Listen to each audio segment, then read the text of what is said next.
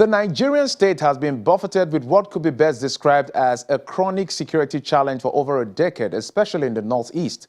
From the activities of terror group Boko Haram to bandits, castle rustlers and kidnappers, the nation's armed forces persistently engage frontline adversaries while citizens continue to hope for a return to peace, an aspiration that sometimes seems elusive. This has forced the people to question the capacity of officers at the vanguard of leadership who are commanding our troops, with many calling for a change of guard.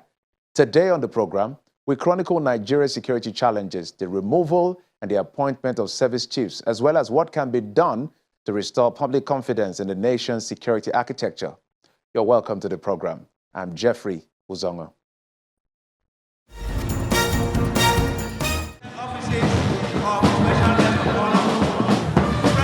Prior to the inauguration of Muhammadu Buhari as President and Commander-in-Chief of the Armed Forces of the Federal Republic of Nigeria, over a dozen local government areas in the northeast were reportedly under siege by brazen terror groups.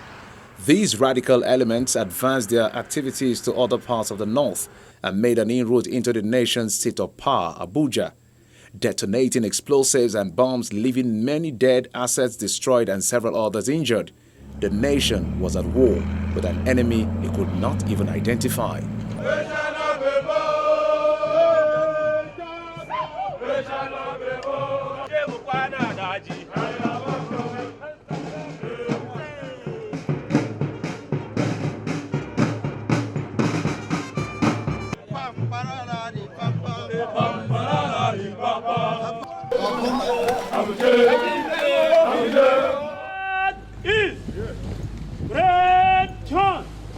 Open the dad, march! Open the dad, march! Are you ready? Let's opposition down!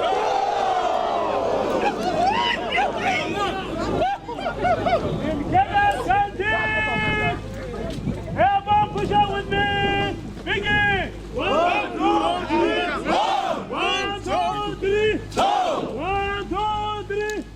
A major onslaught was the abduction of over 200 schoolgirls from Government Secondary School Chibok in Borno State, resulting in international outrage and call for a stronger action from the government. There exists a strong correlation between economic inequality and insecurity.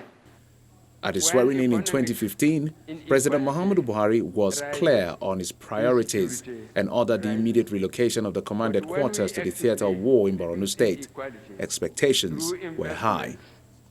The disturbing increase in rates of kidnapping, banditry, and other criminal activities can be attributed to the decades of neglect and corruption in social investment, infrastructure development, education, and healthcare. The problems call for increased regional and international cooperation in developing a sustainable solution. Insecurity, a worldwide phenomenon, and even the best policed countries are experiencing increasing incidents of unrest. To develop a joint strategy to continue our efforts in addressing these issues. July 13, 2015, these men were saddled with the task of overseeing the president's resolve to rid the north of insurgency. Less than a month after, the Senate confirmed the appointment of General Gabriel Olonishakin as the Chief of Defense Staff, Lieutenant General Tukur Buratai as the Chief of Army Staff, Vice Admiral Ibrahim Abbas as the Chief of Naval Staff, while Air Marshal Sadiq Abubakar as Chief of Air Staff.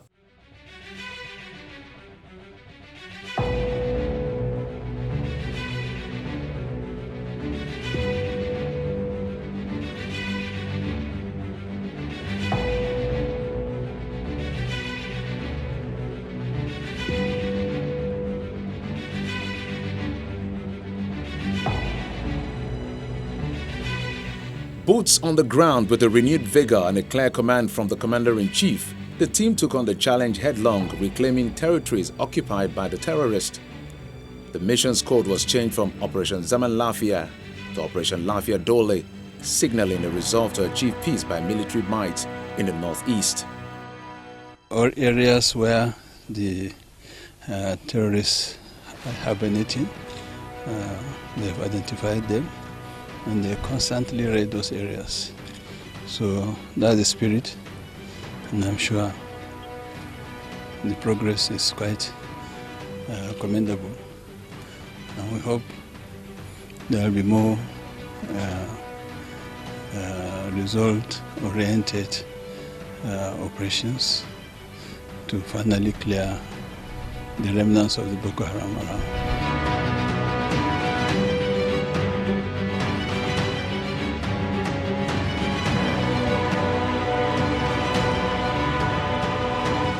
The success recorded was short-lived as the terrorist groups adopted a new tactics by adopting a guerrilla-style warfare, aiming at soft targets from markets, places of worship to other public places, extending beyond their original territories.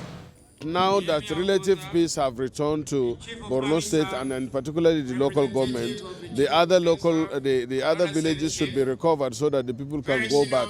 And we also appeal to the military to open up the roads, particularly from Maiduguri to Madagali, that is our border state of Adamawa, so that people and goods can easily and freely be moving, and then life will return to full and normalcy. And while the dust was yet to settle as the military made attempts to bring things under control, other forms of criminality were on the rise, with cattle rustling and banditry plaguing the north. Troops of Operation Hadarin Daji and other subsidiary operations have sustained their operations in the northwest of the country progressively.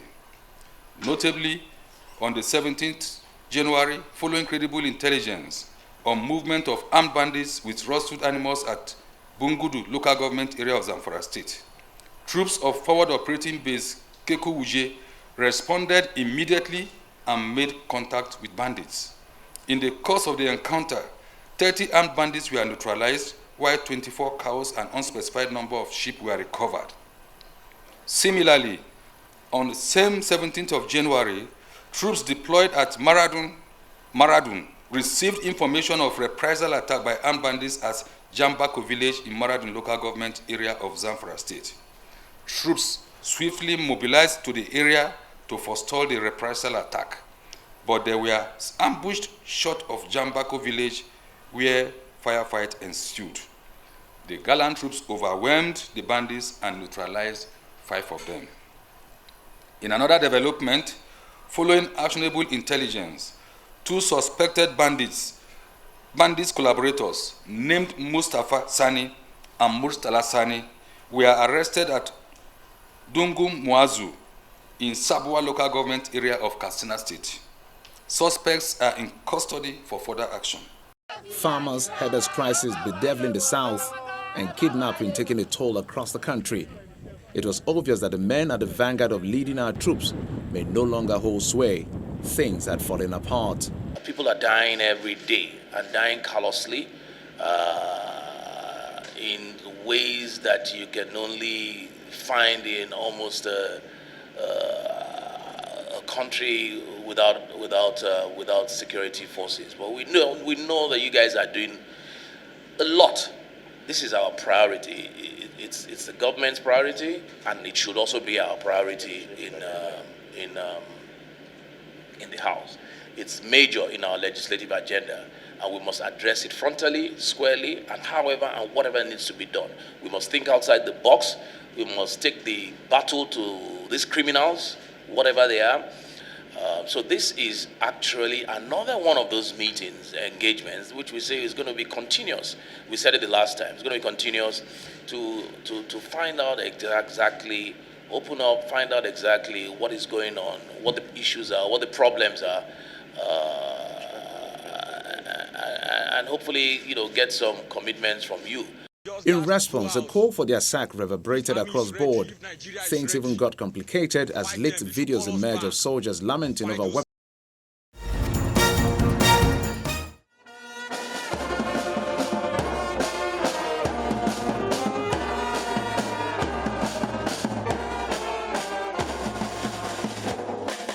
And in their place came in the new service chiefs. Major General Lucky Rabot takes over as the Chief of Defense Staff, Major General Ibrahim Attah as the Chief of Army Staff, Air Vice Marshal Isiaka Oladaya Amao as the Chief of Air Staff, Rear Admiral Awal Gambo as the Chief of Naval Staff. The President has reiterated his mandate to this country, security, corruption, and the economy, and he dealt in full action that these new service chiefs should have no other commitment but to see the end of this insurgency, banditry, and other things. Though many stakeholders have considered the change long overdue, they hail the move by the president and are hopeful of a fresh approach to prosecuting the war against insurgency and criminality. There must be what they call defense review as soon as possible. We must be able to know what these challenges are and know the sources of these challenges. Last time I was in this studio, I talked about tackling these security menaces, and I talked about some 3 principal factors that must be considered. And thank God they are being addressed right now. As insecurity pervades the Nigerian state and President Buhari's decision to finally change leadership of the nation's armed forces, expectations are again high. But who are these officers? What are their backgrounds and level of experience? Let's intimate you with a brief profile. Major General Ibrahim Attah was born on August 10, 1966 in Doka, Kaduna North local government area of Kaduna State, Nigeria's northwest region. He started cadet training in January 1984 and was commissioned in the rank of second lieutenant with service number 8406 in December 1986 as an infantry officer, a member of the Regular Corps 35, and a graduate of the Nigerian Defense Academy at the Armed Forces Command and Staff College and Nigerian Army School of Infantry. He reportedly failed in a mission to destroy Boko Haram and capture Abubakar Shekau, his leader, dead or alive, as ordered by the then Chief of Army Staff, Lieutenant General Tuko Buratai, and was removed from his post in 2017. General Attah has held several appointments on the staff, instructional, and in command in the course of his military career. He was involved in the British Army Operation Barras with the United Nations in Sierra Leone as a military observer, where he facilitated United Kingdom military engagement in September 2000. He was an operations officer and later company commander in NIBA's 19 ECOMOG operations in Liberia. General Attah was a theater commander of Operation Lafia Dole until he was relieved from the position in 2017. He was General Officer commanding 82 Division of the Nigerian Army, Enugu, prior to his appointment as Chief of Army Staff. The Chief of Air Staff, Air Vice Marshal Isiaka Oladaya Amao, was born on 14 September 1965. He hails from Oshogbo local government area of Osun State. He enlisted into the Nigerian Air Force on January 19, 1984. He was commissioned as a pilot officer on December 20th in 1986. The new Air Force Chief was born in Enugu State, southeast Nigeria. He later moved to Osun State with his parents and then to Kaduna State, where he attended his early childhood education at Nuhu Bamali Primary School in Zaria, Kaduna State from 1971 to 1977. He then moved to Command Day Secondary School, Kakuri from 1977 to 1982. After he finished his secondary school, he was enlisted into the Nigerian Defense Academy as a member of the 35 NDA regular course in the Nigerian Air Force Cadet on January 19, 1984, and was commissioned as a pilot officer on December 20, 1986. Air Vice Marshal Amao also attended the Federal College of Freshwater and Fisheries Technology, New Busan from 1994 to 1996, University of Madras, India from 2002 to 2003, Kaduna Polytechnic from 2005 to 2006, and National Defense University, China from 2012 to 2013. Air Vice Marshal Isiaka Amao succeeds Air Marshal Sadiq Abubakar as the 21st Chief of Air Staff. There's no gainsaying that we are bedeviled by various forms of insecurities and criminalities in the country. The threat ranges from the Boko Haram insurgents and terrorism in the northeast to the criminal activities of pipeline banders, crude oil thieves, sea robbers, militants in the south. The nation is also facing increasing threat from kidnappers, cattle rustlers, and militarized S-men. who are causing widespread insecurity across the country. We are, however, resolved to bring to an end this insecurity, thereby ensuring that our nation is safe and economically attractive to live in. The Chief of Naval Staff, Rear Admiral Awal Gambo, rose through the ranks to become the 23rd Chief of Naval Staff. He succeeds former Naval Chief Ibrahim Bas. Rear Admiral Awal Zubairu Gambo, the new Naval Chief, was born on 22nd of April 1966 and hails from Nasarawa local government area in Kano State. He holds a master's degree in transport management from Ladoke Akintola University of Technology, Ogbomoso in Oyo State. He joined the Nigerian Navy in September 1984 as member of the Regular Corps 36 and was commissioned as a sub-lieutenant in September 1988. An underwater warfare specialist with a sub-specialization in intelligence. He also attended Junior Division 48, 89 and Senior Course 26 both at the AFCSC, Jaji. Other courses attended include the National Defense Course at the South African National Defense College. Until his appointment, he was the Director of Procurement at the Defense Space Administration. I therefore wish to pledge my unalloyed allegiance to the Constitution of the Federal Republic of Nigeria and the President, Commander-in-Chief. May I also humbly request that the cooperation and support extended to Vice Admiral I.E. Ibas be extended to my humble self. The Chief of Defense Staff, General Lucky Rabo, had won the respect of many Nigerians for taking responsibility for the actions of his troops in the war against the Boko Haram insurgents in the northeast. General Lucky Rabo was born on the 5th of October 1965 in Aliokpo, Agbo, Ika local government area of Delta State, Nigeria. He gained admission into the Nigeria Defense Academy, Kaduna, as a member of the 34 Regular Corps in 1983 and was commissioned Second Lieutenant on the 28th of June 1986 into the Signals Corps of the Nigerian Army. In January 2017, Mr. Irabo, then the theater commander in the military campaign against insurgency, distinguished himself as an honest officer when he called a press conference to admit the bombing in error of an IDP camp in Ran village of Kala Balge local government area of Borno State. He said the military had mistaken the camp for a terrorist hideout. The incident led to the death of many displaced persons. After a stint at the Multinational Joint Task Force, Mr. Irabo became the Chief of Training and Operations at the Defense Headquarters. Irabo attended military and civil courses both locally and abroad.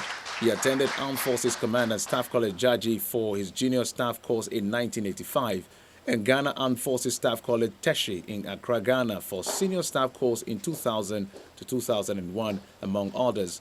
He equally attended the National Defense College in Bangladesh in 2010 and Harvard Kennedy Schools of Government and Executive Education in the U.S. in 2012 and 2007, respectively.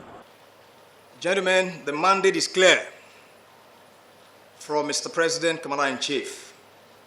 It remains unambiguous, and the service chiefs and I, after the briefing, we were in no doubt as to the enormous challenges that lie ahead of us.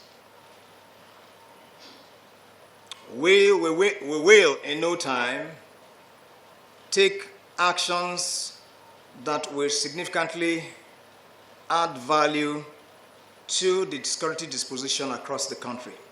Having appointed these men, the question is, what will change? What will be different? Is there really hope in the horizon? And what should be their first line of action? Needless to say, they have their work cut out for them, as matters of urgent attention will include, but not limited to, tackling banditry, insurgency, kidnapping, farmers' herders crisis, piracy, and upholding the territorial integrity of Nigeria. The familiar foes for these service chiefs exerts greater pressure on them to put their best foot forward because excuses may be costly. The new service chiefs are expected to consolidate on some of the gains of their predecessors through needed collaboration and break new grounds to restore public confidence in our armed forces to deliver on their oath of keeping Nigerians safe.